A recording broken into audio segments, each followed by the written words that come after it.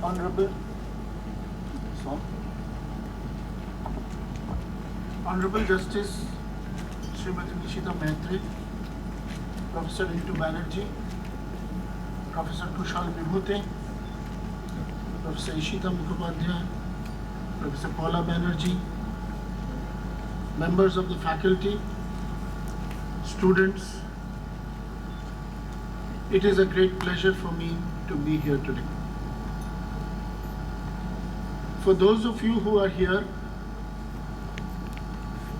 and many of you who are members of this institution are aware that this was once a jail of freedom fighters. But many of you may not be aware that one of the major portions of this jail, a secluded portion, was for the women freedom fighters of this country. Almost any freedom fighter of repute of this region in this country,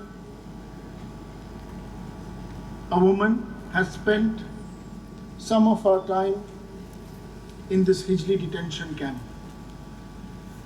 Those of you who have not seen the women's cell of the Hijli detention camp, I would request you once in your lifetime at IIT Kharagpur to go and visit it and learn the history of the women who have sacrificed so much for the freedom of this country on which this institution stands. Midnapur is always known to be a place of revolutionary leaders. But many of you may have only heard of Matangini Hazra among the women. If you go through the list of women freedom fighters of this region, the list will cross 100. And many of them, which is pertinent today, suffered enormous harassment to fight for the freedom of this country. If you want to go to one place to find out something about them, the internet is there. We all know that we look into the virtual world to get a lot of history, you will get it. But go just to Midnapur Gop College, there is a special cell in Midnapur Gop College where you will find this list and a history of these people, covering all strata of society. It is important for all of us to know their contribution. It is important for people who have come to this region to know of this contribution, because this institute stands on that. An academic institution of repute produces young people who will be future builders of this country. And if the future builders of this country are unable to grapple with the most difficult problem that has haunted civilization, then we will really not make ourselves a nation that we have been so proudly talking about. As I mentioned, this has been the most ill-solved problem since time immemorial. There are several reasons for it. But if you look at history from the past ages, if you look even at our great epics, if you look at it from another point of view, are centered around the harassment of women and the denial of their rights. We all know that Lord Rama broke the Haradhanu. Are you all aware that Devi Sita used to walk around with the Haradhanu when she was a child?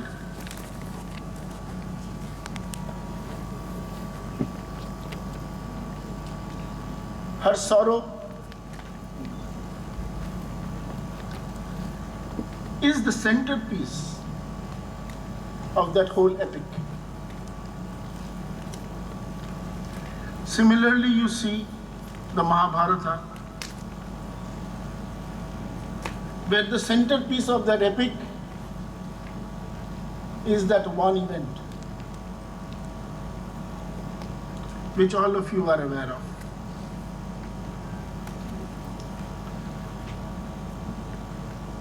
Just imagine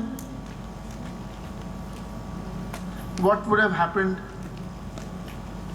if Ayodhya was governed by Sita, if Lanka was governed by Mandodari, and if the kingdom of Bali was governed by Tara. I think we have not handled this problem well from ages.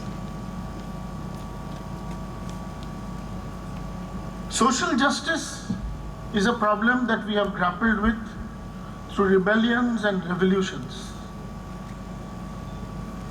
But whom will a woman rebel against?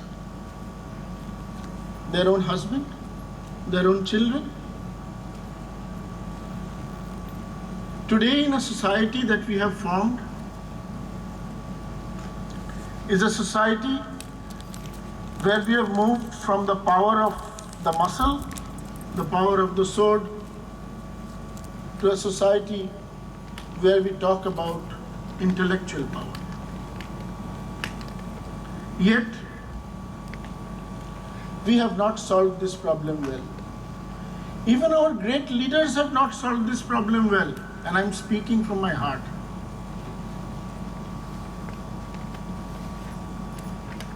We have confined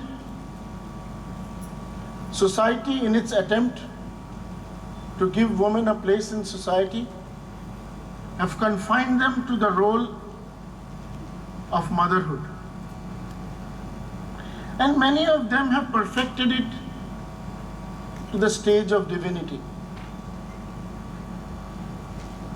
But we have still not given them empowerment or freedom or independence. Even the women have not understood the woman of their next generation, of what they want. It has been a difficult problem to solve, and it will take a lot of effort of everybody in society to understand this problem properly. We are supposed to be expressing as an institution India's urges and India's future in the making. I am very grateful to the people who have organized this. I am very grateful to the people who are going to speak. And I am most grateful to this full audience of people who have come to hear this, in spite of the lunch going to be very meager.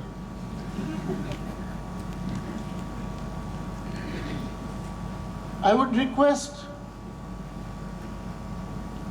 that all of us, data and all other aspects of what will be said should be heard, assimilated, and understood in our own way. As I said, we confined women to the homes and they perfected it. I am telling you, even the greatest of people in this world who have come and walked this world have had difficulty. When the Buddha was asked whether women will be part of the Sangha, he thought for 1 month, deeply meditating what to do. Shall he go ahead or shall he not? And if you read history, you will see that it was Mother Gautami and his disciple Ananda who convinced him that even if it means destruction of the Sangha, we must attempt it. That is when they wanted to become monks. Today, when the performance of women in school education is outperforming the performance of their male counterparts, as we go ahead up the ladder, we see again this dwindling down. A society that we will make for ourselves, if we are able to find a solution to this problem, and this is the biggest problem we have not well solved from time immemorial. As an institution, this is the beginning of a sensitization. And this will have to continue through heated arguments, debates, but always with that soft corner for the other side. And always with the thought that this is a different rebellion. This is not a rebellion where people will come with swords and lathis and against one oppressed class. This will not happen. This has to happen in a different way.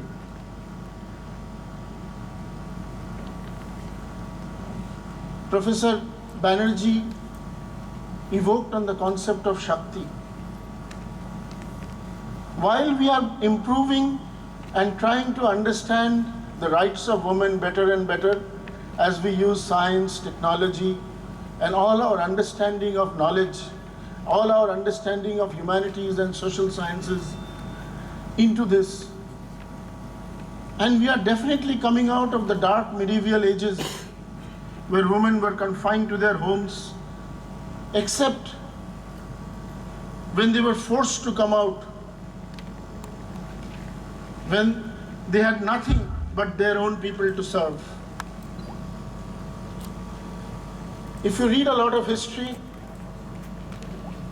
we will know about Jhansi ki Rani, I think you have all heard about. But this story repeats again and again and again. You read the life of Ahilyabai Holkar. You read her life from the beginning.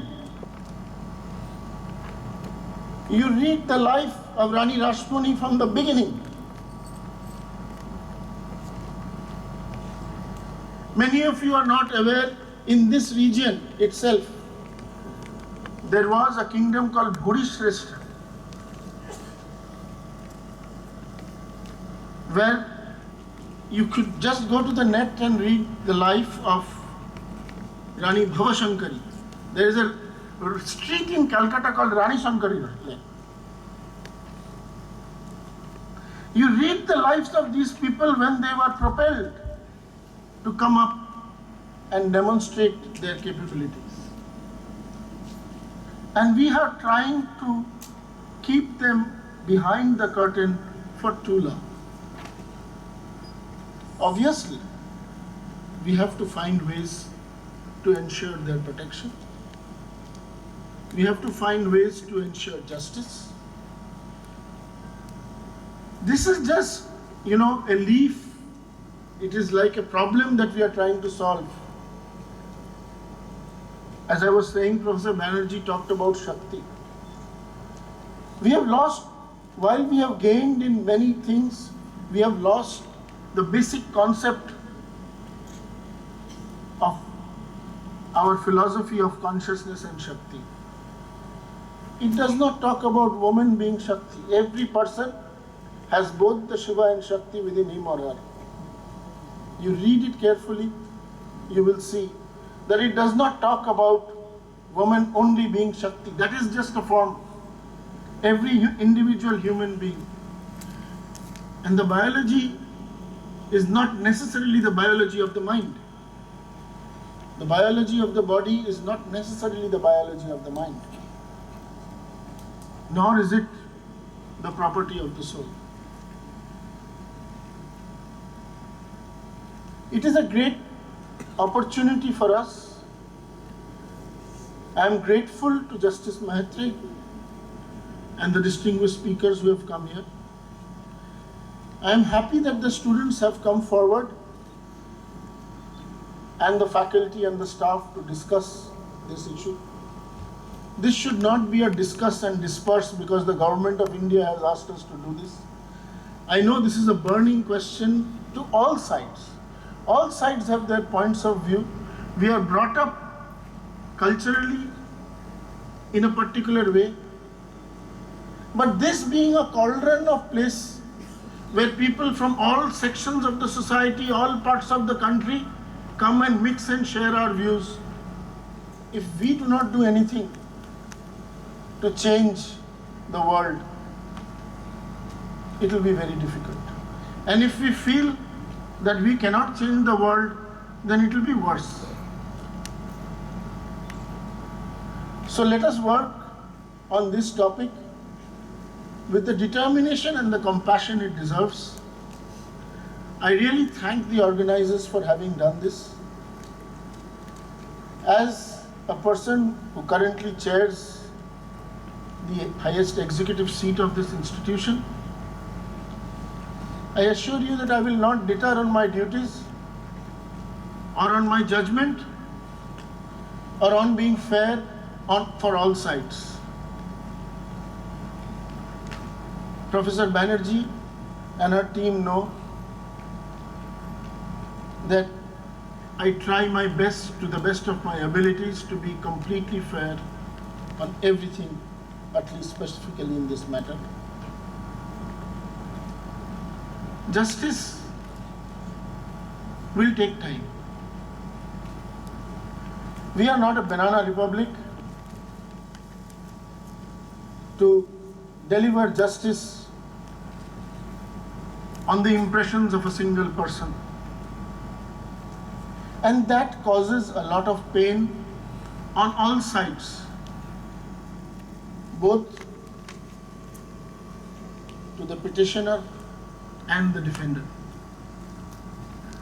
We are trying to find a way for this, and we are trying to do it in the best way possible through the laws of the land. As the head of the institute, as of now, I am open to listening to everything. I've been learning all the time. I'm willing to learn. It's not that I don't make mistakes. I do. Because if you don't do anything, then you'll never make a mistake.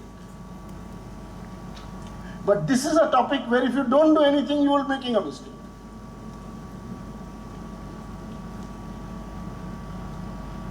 I will request all of you that though we have not been able to solve this problem, there is an African proverb with which I will end. If you want to walk fast, walk alone.